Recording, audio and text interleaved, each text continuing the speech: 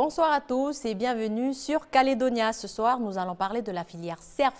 Alors, acheter des steaks de cerf chez votre boucher, est-ce que ça vous intéresserait? Mais pas n'importe quel steak de cerf, celui qui a été chassé dans la montagne. Est-ce que ça vous plairait?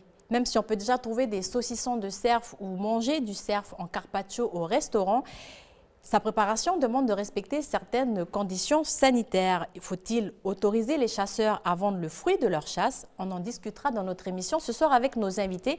Mais d'abord, je souhaite qu'on regarde ce reportage ou le redécouvrir. Il a été réalisé à Touo avec Mémé Lili lors d'un coup de chasse. On regarde. Faire vite le vent.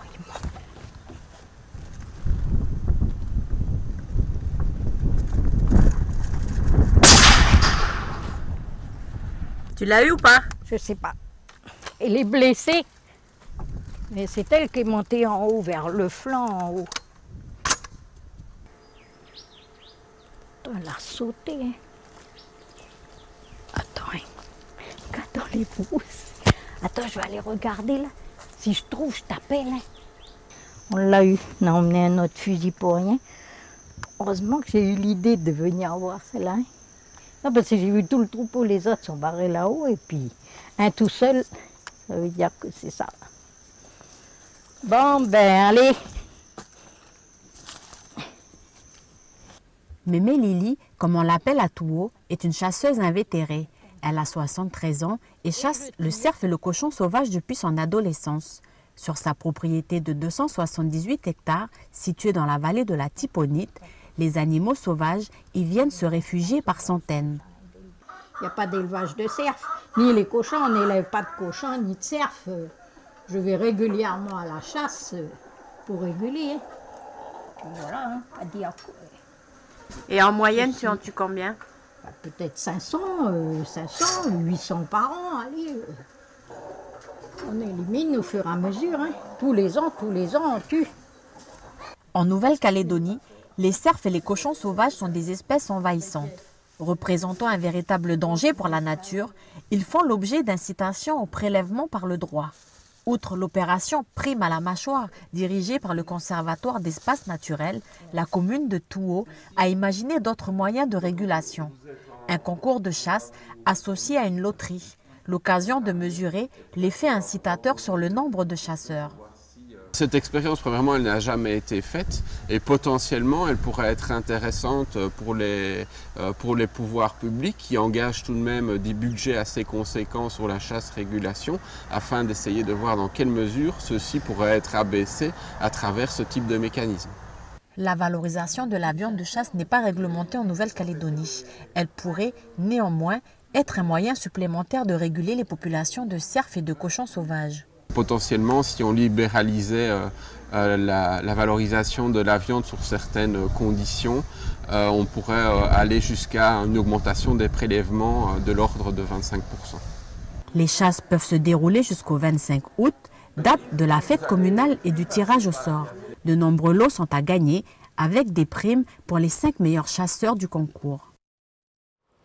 Et en plateau avec moi, nos invités et Stéphanie Marlier. Bonsoir Stéphanie. Bonsoir. Et bonsoir messieurs. À ma droite, Patrick Barrière du Conservatoire d'espaces naturels de Nouvelle-Calédonie. Bonsoir Patrick. Bonsoir. Et à ma gauche, monsieur Pascal Faure, directeur de la Fédération de chasse et de la faune et de la chasse de Nouvelle-Calédonie. Messieurs, merci d'avoir répondu à notre invitation. Merci et bonsoir. Alors, une réaction peut-être chacun par rapport à ce reportage?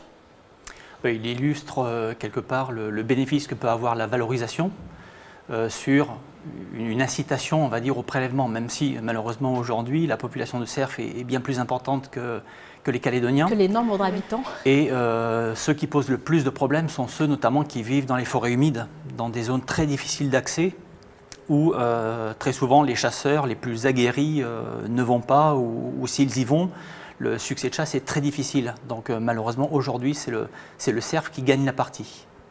Pascal, pardon. Oui, effectivement, le cerf actuellement gagne la partie.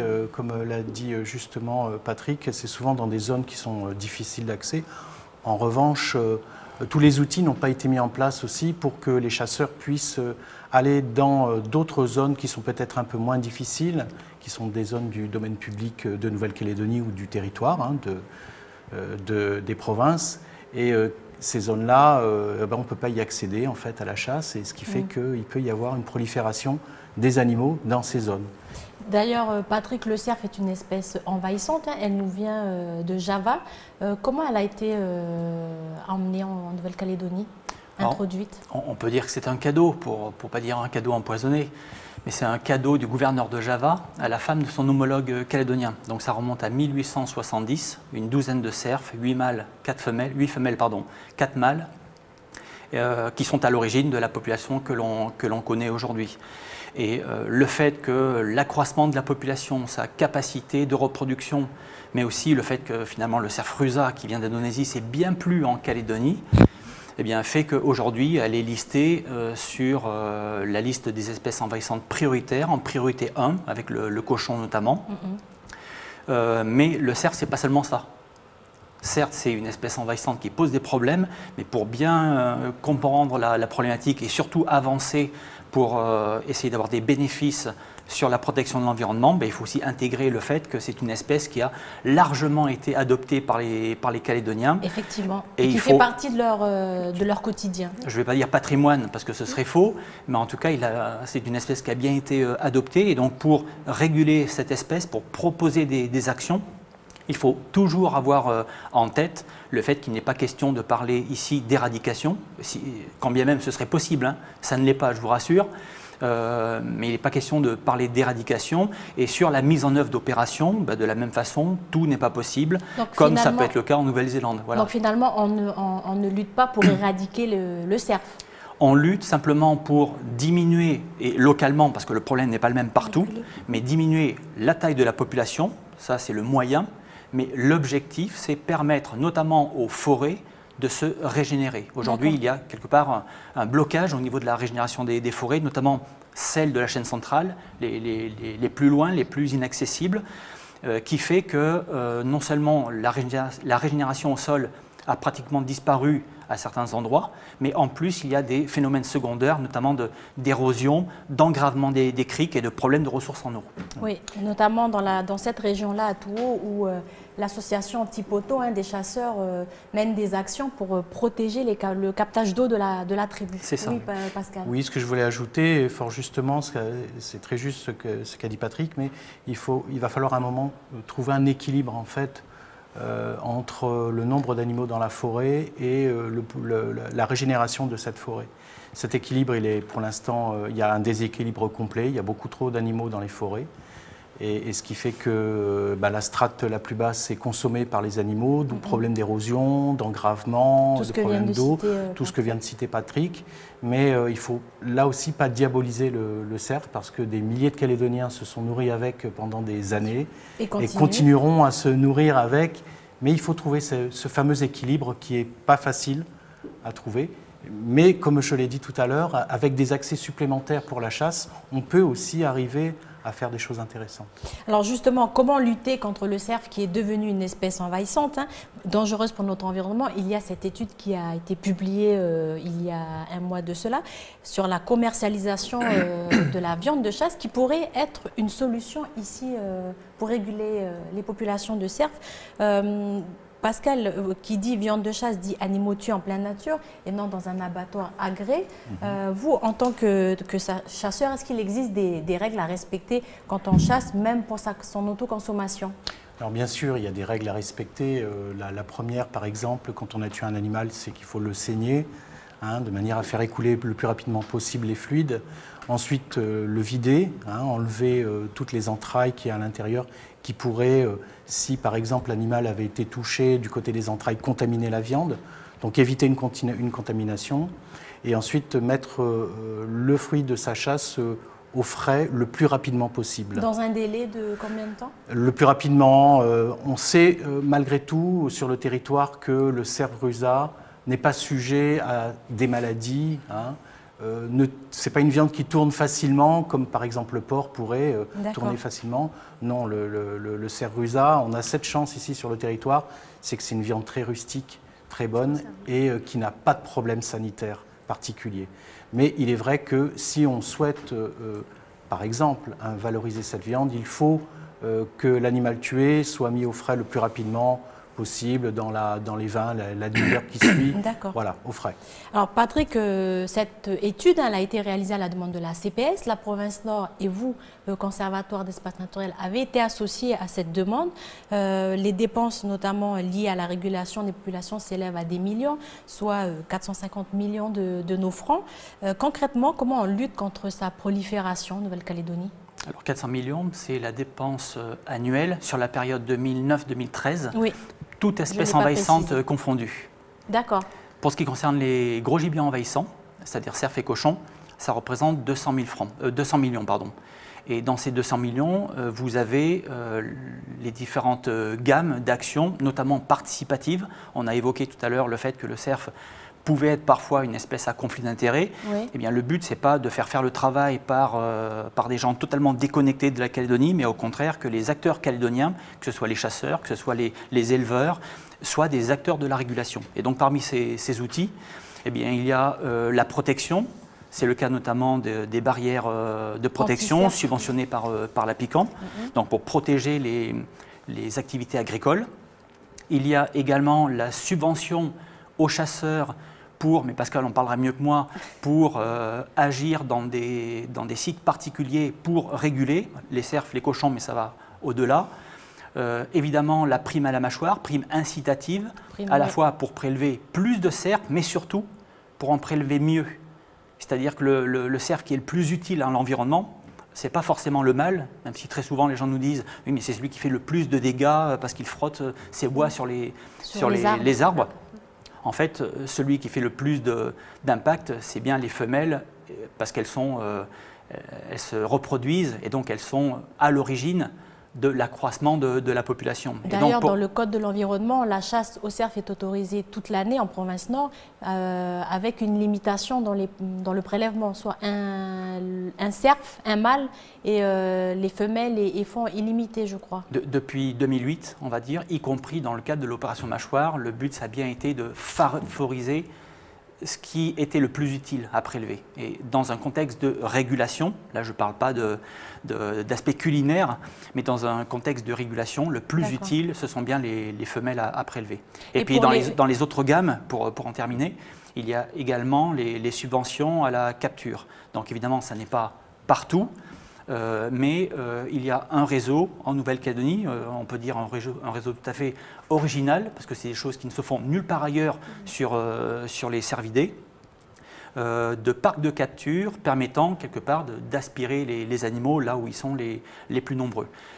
Toutes ces gammes d'actions, les chasseurs, la protection par les barrières, l'opération mâchoire, les captures de cerfs, malheureusement n'agissent pas ou très peu sur les zones où la priorité est la plus importante, c'est-à-dire la tête des bassins versants, les zones de captage au sommet de la chaîne centrale. Raison pour laquelle, mais on en parlera peut-être à la fin, des projets sont prévus pour aller réguler ces animaux-là, les plus difficiles finalement à réguler.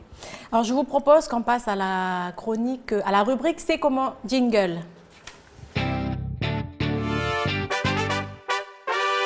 Trop longtemps, Pascal. Oui. L'idée de trouver des cerfs sauvages sur nos étals n'est pas nouvelle, hein, messieurs, en Nouvelle-Calédonie, mais c'est la première fois qu'une étude met en avant les avantages et les risques d'une commercialisation de cette viande sur le marché. Oui. Alors Patrick, en quoi est-ce que la libéralisation de ce marché peut-elle impacter la régulation de ces populations de cerfs?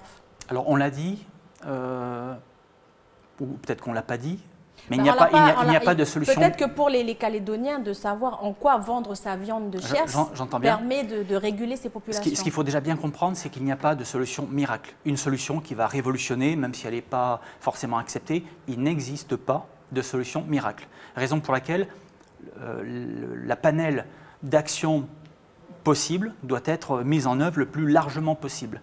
Et la valorisation, c'est-à-dire la possibilité aux chasseurs de valoriser le produit de sa chasse ou de sa régulation.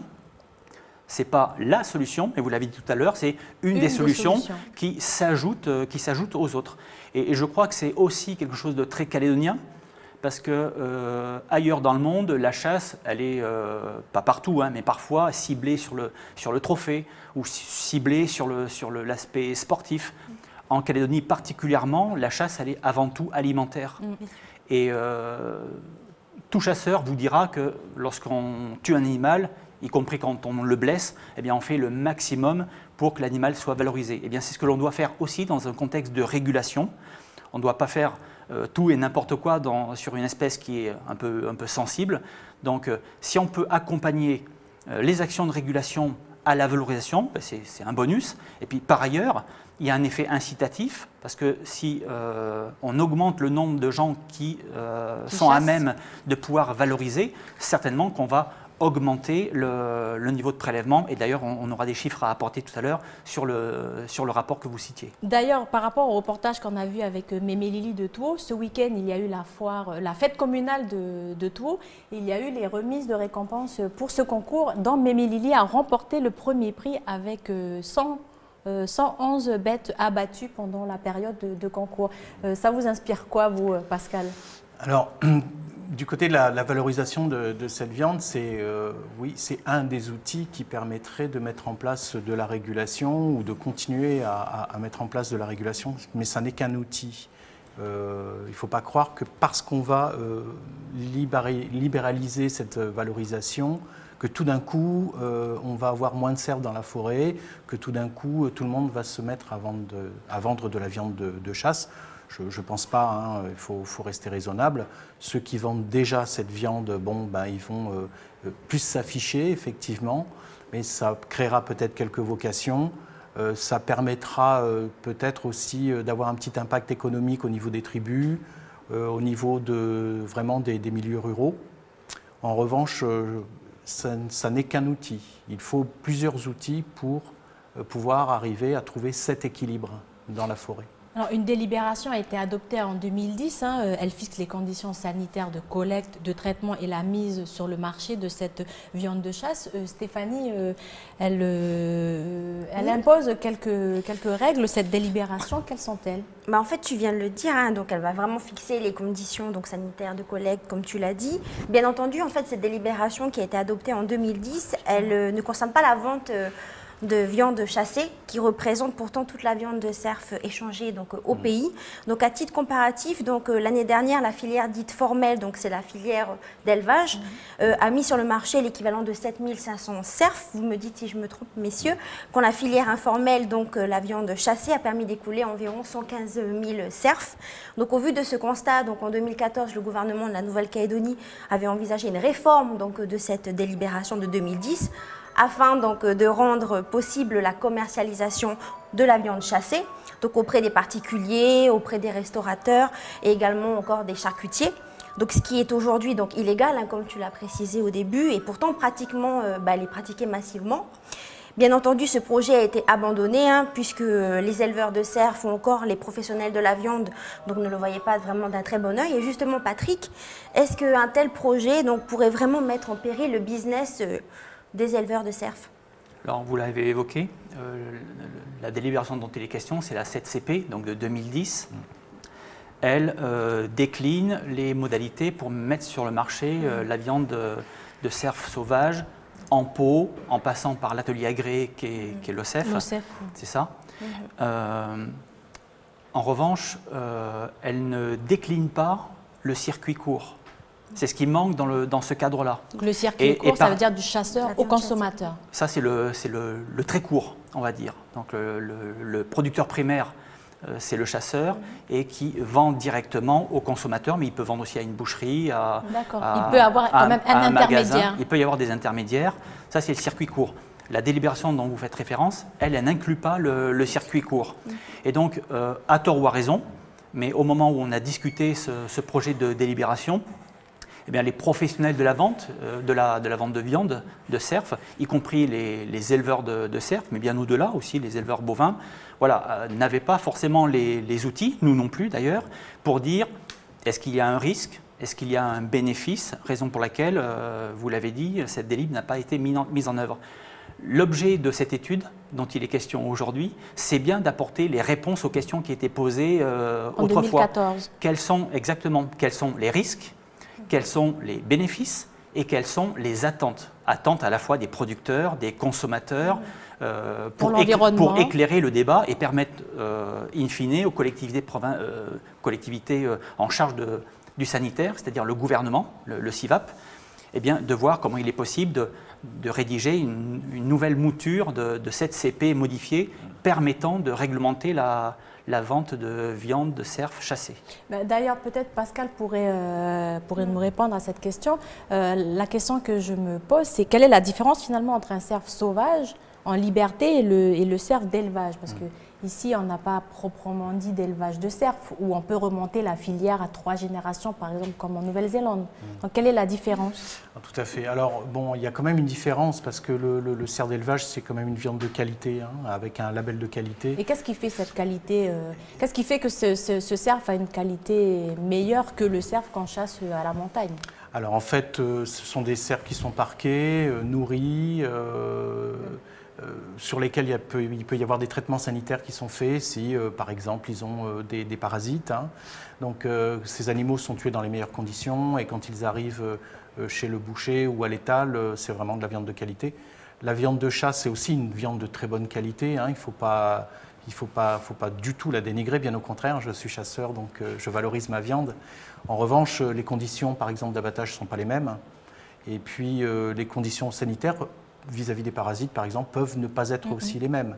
Même si tout à l'heure, j'ai dit que le cerf grusa, c'est un animal qui est exempt de beaucoup de maladies qu'on pourrait retrouver sur d'autres cervidés dans d'autres parties du monde. Là, il n'y a vraiment pas grand-chose du tout. Et là, la formation que vous aviez suivie en 2009 sur les conditions élémentaires, la réglementation élémentaire en chasse, est-ce qu'elle pourrait servir justement s'il a en libéralisé le marché? Alors complètement, hein, c'est une formation qui avait été faite en 2009. Il y avait quelques personnes de la fédération qui avaient été formées à l'examen initial des carcasses. Alors tout à fait, ça pourrait rentrer dans ce cadre-là. Il faudrait en revanche peut-être l'étendre, c'est-à-dire avoir plus de personnes qui pourraient être formées à cette formation. Mais cette formation qui a été faite par un professionnel suffit complètement sur le territoire pour pouvoir alimenter un marché très court. Hein, et en faisant un examen rapide de l'animal qui était prélevé, et en mettant de côté ceux qui pourraient présenter des problèmes. Je pense que c'est une des solutions qui pourrait être appliquée dans le cadre où cette loi serait donc évoluer la 7CP vers un circuit court à très court. Et vous êtes pour que cette délibération évolue, vous, les chasseurs de Écoutez, Nouvelle-Calédonie? les chasseurs, on est relativement neutres là-dessus. En revanche, si une étude, suite à cette étude, une étude du gouvernement devait se mettre en place. Encore une deuxième étude? Oui, en fait, ce n'est pas aussi simple que ça. Il y a une étude qui donne des résultats tangibles cette fois. Et après, il faut que le gouvernement se saisisse de ça pour légiférer, pour ajouter des éléments à la loi 7CP. La fédération, oui, effectivement, participerait parce qu'on verrait ça aussi d'un bon œil. Le rapport dont il est question, comme je l'ai dit tout à l'heure, il répond aux inquiétudes d'avant. Aujourd'hui, on sait, et parmi les principaux résultats, est-ce qu'aujourd'hui, la mise sur le marché par le chasseur du fruit de sa chasse ou de sa régulation permettrait d'augmenter le niveau de prélèvement? Ça dépend des contraintes réglementaires. Que Stéphanie nous détaillera. Ouais, D'ailleurs, Stéphanie, peut-être que tu peux nous détailler ça? Oui, alors en fait, il y a 3 degrés de contraintes sanitaires, donc allant de la plus faible, la plus contraignante, en passant par la plus modérée. Mais là, en fait, justement, je vais demander à Patrick, si vous le permettez, en fait, est-ce que vous pouvez développer justement et nous dire ce que chaque degré de contrainte, en fait, implique vraiment? Alors, ça n'est pas défini pour l'instant. Le rapport, c'est le scénario que propose une modélisation à la fois de prélèvement et économique. Donc, 3 hypothèses ont été prises avec des contraintes fortes, des contraintes moyennes et des contraintes plus faibles. Évidemment, et ça relève de la logique, s'il n'y a quasiment pas de contraintes sanitaires, j'ose espérer que les chasseurs seront prêts et tout à fait favorables à contribuer à vendre le produit de leur chasse. En revanche, si les contraintes sont telles que non seulement il faut une formation, que la formation elle est payée, qu'en plus il y a des contrôles sur le site, il faut investir dans des chambres froides particulières, Oui, ça inquiète. Je ne pense pas que ce soit, la meilleure façon d'inciter au prélèvement. D'ailleurs, les brochettes de cerf qu'on trouve au bord de la route, c'est illégal, mais toléré jusqu'à présent. Alors, je ne sais pas si c'est légal, mais en tout cas, ce n'est pas réglementé. Là, il n'y a pas de texte de loi qui dit aujourd'hui c'est autorisé ou c'est pas interdit. C'est juste que ce n'est pas réglementé. Et quelque part, il y a un effet bénéfique potentiel sur l'économie, parce que ce rapport révèle qu'il y aurait dans le contexte de contraintes faibles 35 000 cerfs qui seraient prélevés en plus par an, sachant qu'aujourd'hui, ils s'en prélèvent entre 80 et 100 000. Donc vous voyez, c'est important. C'est pas négligeable. Donc il y aurait évidemment des implications positives sur le prélèvement. Qui dit valorisation dit aussi des bénéfices économiques. Mais le premier bénéficiaire de cette libéralisation, c'est avant tout le consommateur. Parce que finalement, aujourd'hui, on parle de 80 000, 100 000 cerfs échangés ou consommés. Parmi ces 80 000, 100 000 cerfs, simplement 7 500, vous l'avez dit tout à l'heure, relèvent de la viande, on va dire, officielle, cerf d'élevage. Ça veut dire que tout le reste, et donc la très grande majorité, plus de 90%, eh bien, ne subit pas entre guillemets, d'examen sanitaire. Et la formation qui avait été faite, notamment aux chasseurs, mais aussi aux partenaires de l'OCEF, de l'EDEC, les chasseurs, le CIVAP, eh bien, a justement pour vocation de ne pas construire une usine à gaz, mais une veille sanitaire minimaliste, mais pragmatique. Et par ailleurs, on peut faire confiance aux chasseurs calédoniens qui ont, de par les niveaux de prélèvement qu'il y a ici, une expérience, je peux dire, pratiquement mondiale. Voilà. Alors, je vous propose de regarder ce deuxième reportage que notre collègue Lindsay Wamo avait réalisé l'année dernière lors du lancement de l'opération Cerf en boucherie. Je vous propose de regarder ou de redécouvrir ce reportage. Voilà, ça c'est la cuisse de cerf.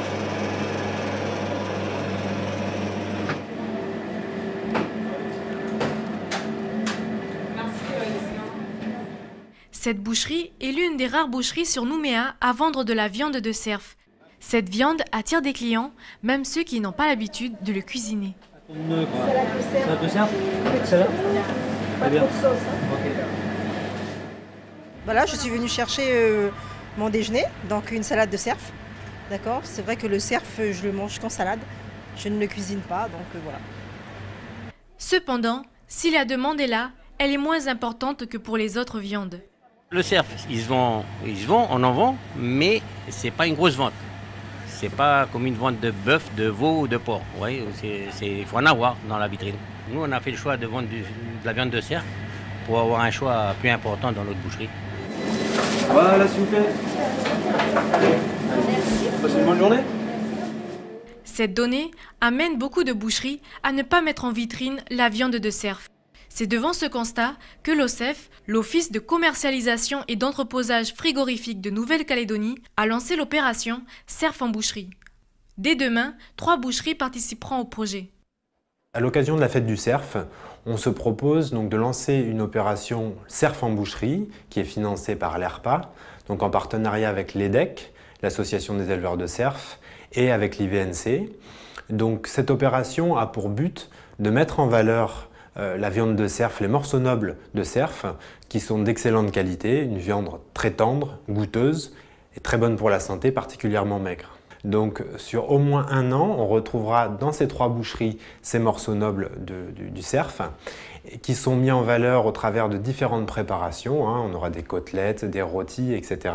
On aura des promotions aussi sur cette viande. Patrick, c'est quoi la différence Pascal. Pascal, ouh là là, je me perds je m'en mêle les pinceaux avec vous. Vous êtes tellement passionnant dans tout ce que vous dites. Par rapport à ce reportage, on parlait tout à l'heure des conditions d'abattage. Est-ce que la viande de chasse pourrait rentrer en concurrence avec cette viande tuée à l'OCEF, par exemple, non, pour assurer tout le monde? Il n'y a pas de concurrence possible. Comme je l'ai dit tout à l'heure, on ne s'adresse pas du tout à la même qualité de viande. On a d'un côté des animaux d'élevage, d'un autre côté des animaux chassés, tués pas dans les mêmes conditions, Là, on voit sur l'étal du boucher des morceaux bien préparés. Ça pourrait se faire aussi avec de la viande de chasse. Et comment on pourrait différencier justement à la boucherie un morceau de rôti qui a été tué à l'OCEF et l'autre tué Je pense qu'il faut, alors là on est en train, c'est un peu de la fiction, mais disons qu'il faudra peut-être un étiquetage particulier avec cerf d'élevage et puis cerf sauvage. Voilà, qui permettrait aux consommateurs de choisir librement ce qu'ils veulent. Le prix serait différent aussi. Et ça, pour l'instant, on ne sait pas encore. Ça fait partie des choses qui ne sont pas encore connues. J'imagine que les prix, de toute façon, vont s'harmoniser s'ils sont différents. À un moment donné, il y aura une harmonisation.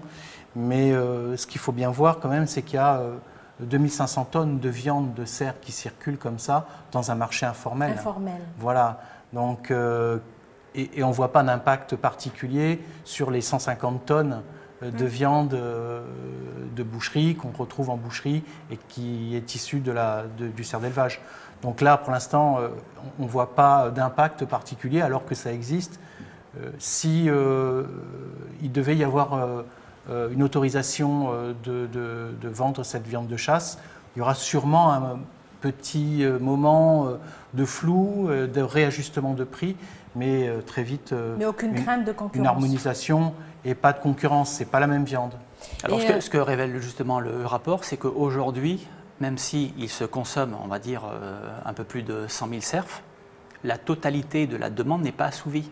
Comme je l'évoquais tout à l'heure, il manque grosso modo, donc ça c'est une enquête, c'est une enquête qui a été faite dans le cadre de cette étude auprès de 400 personnes qui révèle un manque entre guillemets de 34 000 cerfs. Donc ça limiterait peut-être la concurrence. La chose la plus importante à dire, certes le cerf d'élevage et le cerf sauvage c'est la même espèce, on est bien sur le cerf fusain, mais les conditions sanitaires d'abattage de l'un et de l'autre font que, in fine, la viande elle est totalement pas comparable et qu'il ne faut pas la considérer comme une viande concurrentielle. Et il est tout à fait logique que la viande d'élevage abattue à l'OCEF dans des conditions tout à fait maîtrisées, je dirais plutôt, soit payée plus cher parce que c'est la qualité. Vous pouvez la manger en carpaccio comme ça a été dit. En revanche, le cerf de chasse, qu'il soit en Calédonie, en Europe ou ailleurs, même si on le fait tout de même, mais ce n'est pas conseillé de le consommer en fonction justement de l'heure entre l'abattage, l'éviscération et la mise au froid. Voyez. Donc, concurrence, peut-être au départ, c'était l'inquiétude des professionnels de la viande, mais in fine, on ne parle pas de la même viande. Et par ailleurs, il y a aussi un débouché important qui là aussi n'est pas assouvi, de viande de cerf à l'export. C'est-à-dire que l'Europe demande à ce qu'on lui délivre du cerf d'élevage et malheureusement la Calédonie, de par sa production trop faible, n'est pas en mesure de pouvoir effectuer cette exportation à la hauteur que les acheteurs le souhaiteraient. Donc rien finalement n'empêche de libéraliser le marché. Pour conclure. Le plus important, c'est de ne pas imposer les choses. C'est vrai que tous les voyants sont ouverts. En tout cas, ce rapport, qui pour la première fois, il n'y en avait pas eu de rapport sur cette thématique-là. Donc pour la première fois, met en lumière les avantages, les contraintes et les attentes de cette mise sur le marché. Donc les voyants sont ouverts, c'est plutôt favorable. En revanche, s'il y a un souhait des collectivités de modifier la délibération permettant de réglementer la vente de viande de cerf chassé, il ne faut pas le faire dans son coin, en catimini, mais il faut bien le faire avec l'ensemble des partenaires de la filière. Et c'est ce qui va conclure notre émission. L'appel est lancé pour libéraliser le marché. Il faut faire participer l'ensemble des acteurs de cette filière. Messieurs, merci d'avoir participé à cette émission. Stéphanie va nous lancer une dernière petite vidéo avant de dire au revoir à nos téléspectateurs. Donc, je vous propose de découvrir une vidéo qui a été publiée sur YouTube en 2015 par John Sean. Donc vous allez voir que c'est un fond vraiment pas comme les autres. Regardez.